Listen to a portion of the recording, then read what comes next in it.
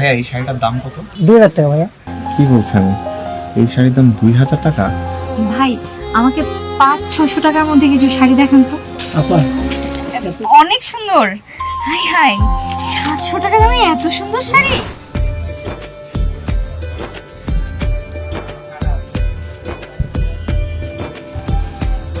শাড়িটা কিন্তু অনেক সুন্দর, তোমার পছন্দ হয়েছে তাই না? হ্যাঁ পছন্দ হয়েছে, কিন্তু কত দাম চাইবে তা তো জানি না। ভাইয়া এই শাড়িটার দাম কত? এটা 2000 টাকা ভাইয়া। কি বলছেন? এই শাড়ির দাম 2000 টাকা? একটু কমিয়ে রাখেন ভাই। না ভাইয়া, না হবে না।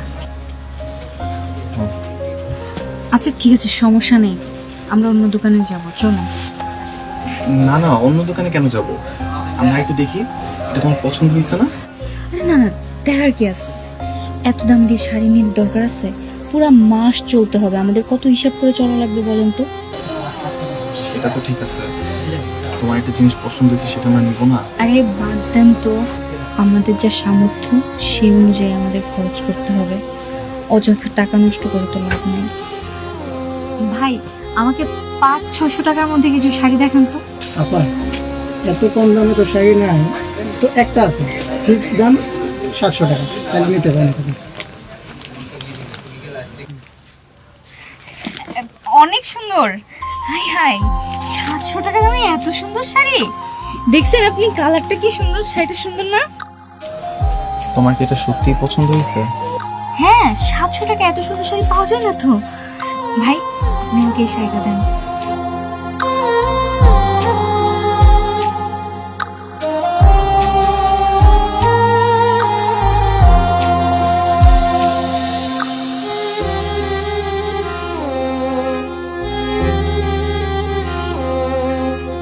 কি সমস্যা, বারবার পিছে তাকাচ্ছেন কেন? আরে বাবা, যা গেছে গেছে, ভুলে যান না, শাড়ি তো কিনে এনেছি। আমার না অনেক আফসোস হচ্ছে জানো, তোমার পছন্দের শাড়িটাও আমি তোমাকে কিনে দিতে পারলাম না। টাকার কাছে কতটা অসহায় আমি, বাইরের টাকা। আরে এত আফসোস করার কি আছে? আপনি রাস্তাঘাটে দেখেন না আমাদের থেকে কত অসহায় মানুষ আছে, তারা না খেতে পারে না, পড়তে পারে না, তাদের থাকার জায়গা আছে। তার তুলনায় তো আমরা অনেক ভালো আছি। আপনি যদি তাদের দিকে তাকান তাহলে মনে শান্তি অনুভব করতে পারবেন। তুমি সবসময় কি করে এত সহজে সবকিছু ম্যানেজ করে ফেলে বলো তো? আমি প্রতিবারই তোমার প্রেমে পড়ে যাই। ধন্যবাদ। এখন চলেন, আমাদের অনেক কিছু কেনাকাটা করা বাকি। মাংস কিনতে হবে, সবজি কিনতে হবে, তরকারি কিনতে হবে।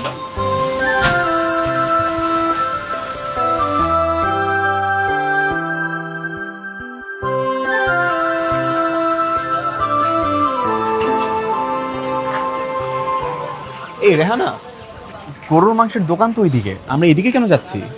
গরুর মাংস কিনবো না তো। গরুর মাংসের কেজি কত করে জানেন? 750 টাকা, তার মানে 2 কেজির দাম 1500 টাকা। আমরা যদি 500 টাকার মুরগিও কিনি তাহলে পুরো মাস ভালোভাবে চলতে পারবো। আর এই যে ব্যাংক কিনেছি কি জন্য? আমাদের টাকা সঞ্চয় করতে হবে না? তাই বলে কি গরু আর মুরগি এক হয়ে গেল? মাংস তো মাংসই। আর আমি আপনাকে এত মজা করে রান্না করে দেবো, আপনি মুরগি খাচ্ছেন না গরু খাচ্ছেন, আপনি বুঝতেই পারবেন না। ঠিক আছে ঠিক আছে। ভাই, মুরগির কেজি কত করে?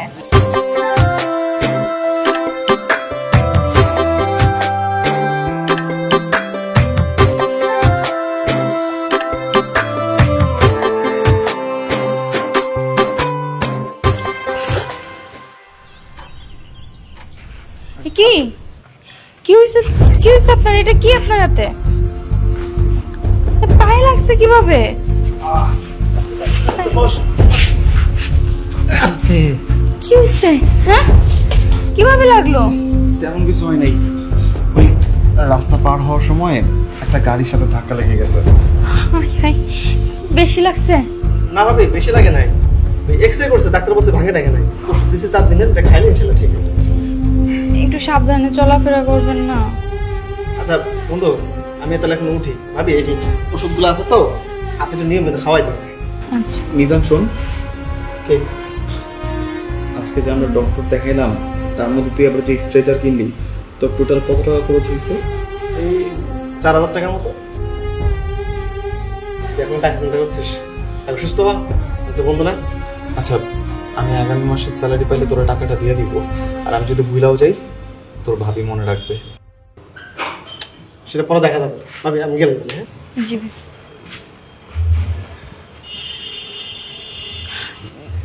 বেশি কষ্ট হচ্ছে আপনার? ব্যথা লাগতেছে?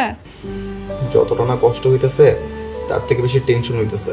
এই যে আজকে এতগুলা টাকা খরচ হয়ে গেল, এটা নিয়ে টেনশন করতেছেন না? হ্যাঁ, কারণ এই খরচটা তো আমাদের হিসাবের বাইরের হইল। আচ্ছা, এত চিন্তা করে কি হবে বলেন? এই মাসটা না পরপর 2 মাস ধরেন আমরা মুরগি খাবো না, মাছ খাওয়াও কমাই দিব, সবজি খাবো। চিন্তা করেন না, সমস্যা থাকলে সমাধান তো হবে। আমি না সত্যি অনেক ভাগ্যবান জানো, তোমার মতো একটা বউ আমি পাইছি। কত সহজে তুমি সবকিছু ম্যানেজ করে ফেলো।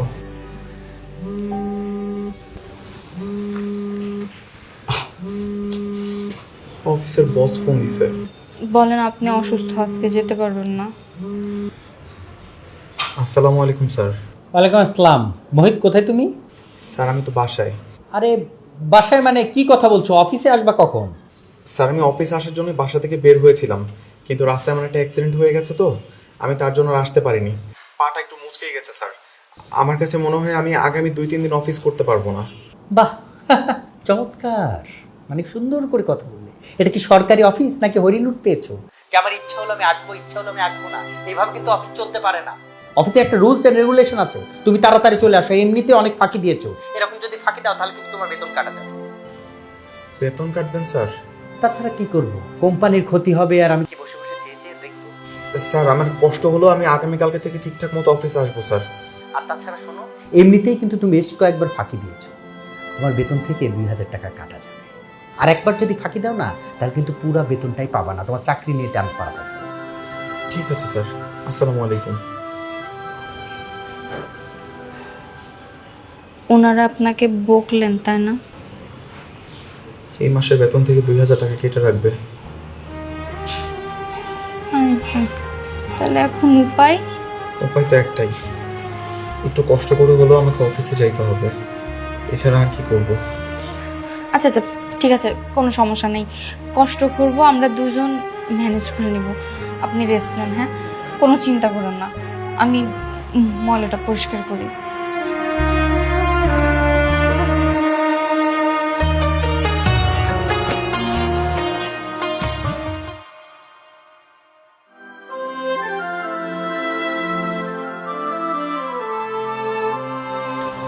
এই এত সকাল সকাল ডাকলি কে? আজকে শুক্রবার দিন জুমাবার, তুই নিজে জানোস যে আমি একটু বেলা করে ঘুম থেকে উঠে।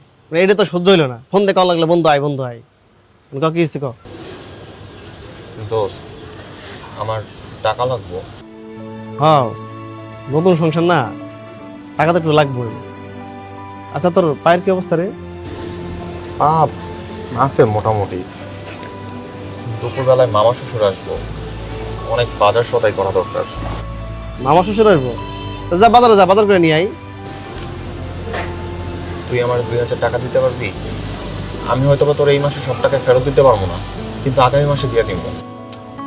আর তোরা কি কইছিস এখন ফেরত দেওয়া লাগবো? তো যখন সুযোগ সময় হয় তখন তুই দিস, সমস্যা নাই। কত কইলি জানি? 2000। তোর ভাবি ফোন দিছে, দাঁড়া। হ্যালো, আসার সময় একটু শসা টমেটো নিয়ে আসেন তো, সালাদ করব। আচ্ছা ঠিক আছে, তাড়াতাড়ি আসেন, হ্যাঁ? তাড়াতাড়ি চলে আসবো, রাখি। আচ্ছা, এলো মানে 2000 টাকা আছে। তাহলে এক কাম কর, বাজারে যা, আমি তো বাড়িতে যে ঘুমাই। এই শোন, আজকে রাতের বেলা তুই কিন্তু আমার বাড়িতে খাবি। আরে না, মামা শ্বশুর আসবো না, ওর সামনে আমি খাইতে পারবো? মামা শ্বশুর দুপুরবেলায় আসবো, আর তুই তোর ভাবির কাছে প্রথম দিন কি আবদার করছিলি ভুলে গেছস? ঠিক আছে, আসুন না, বাজারে যা। হ্যাঁ ঠিক আছে।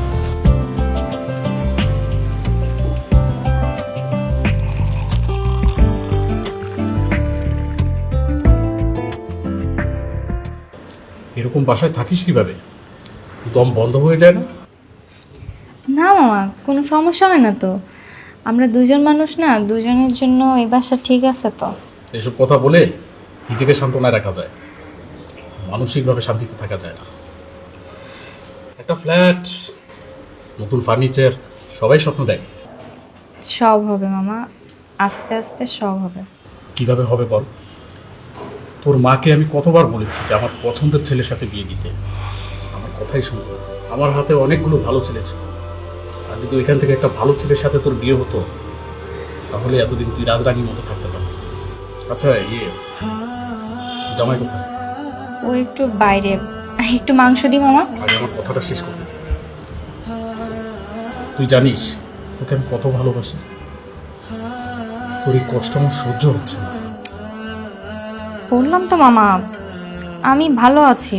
সুখ তো নিজের কাছে, সব পরিস্থিতিতেই নিজেকে ভালো রাখা যায়। আমার কোনো সমস্যা হচ্ছে না। 2 দিন যাক, তারপর টেকটা পাবি।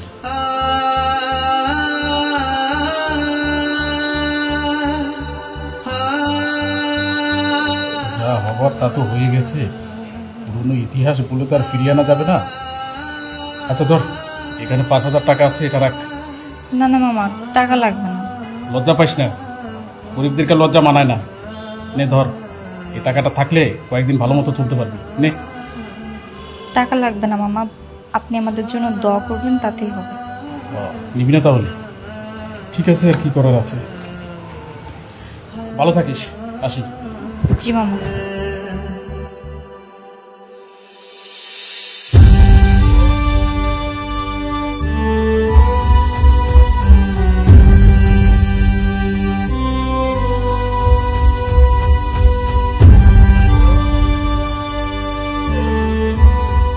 আরে মাইদুল সাহেব, মন খারাপ কেন? স্যালারি থেকে 2,000 টাকা কেটে নিয়েছে ভাই। স্যার তো আপনাকে আগে এই কথা বলছিল। বলেছিলেন, কিন্তু আমি তো ভেবেছিলাম স্যার আমাকে ভয় দেখানোর জন্য বলছেন। সত্যি সত্যি কেটে নেবেন এটা তো বুঝি নাই। ভাই, এটাই কোম্পানির চাকরি। মাসের পর মাস আমাদেরকে দিয়ে কাজ করাবে, আর যদি একটা ভুল পায় গলা কাটা শুরু। কি আর করবেন ভাই, এটাই নিয়তি। করেন, কাজ করেন।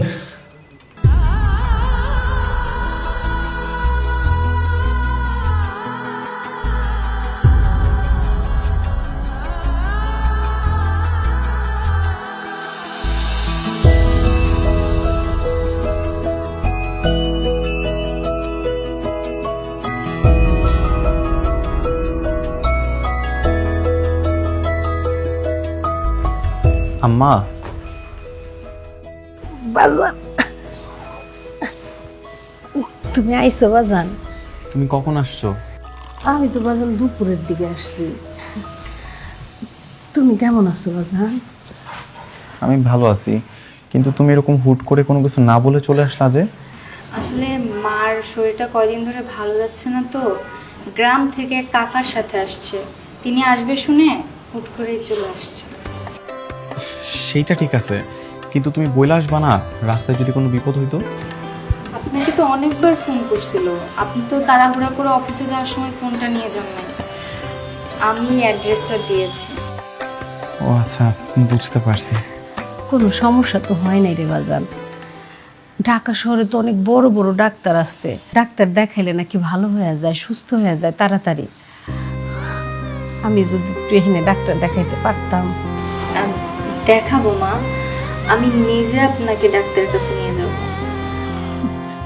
ঠিক আছে মামা। ঠিক আছে আম্মা, তুমি এসে খাওয়া দাওয়া করছো?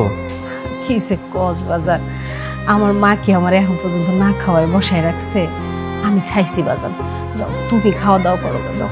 আচ্ছা ঠিক আছে, তুমি আরাম করো, আমি একটু ফ্রেশ হয়ে আসি। হ্যাঁ আচ্ছা যাবা, যা।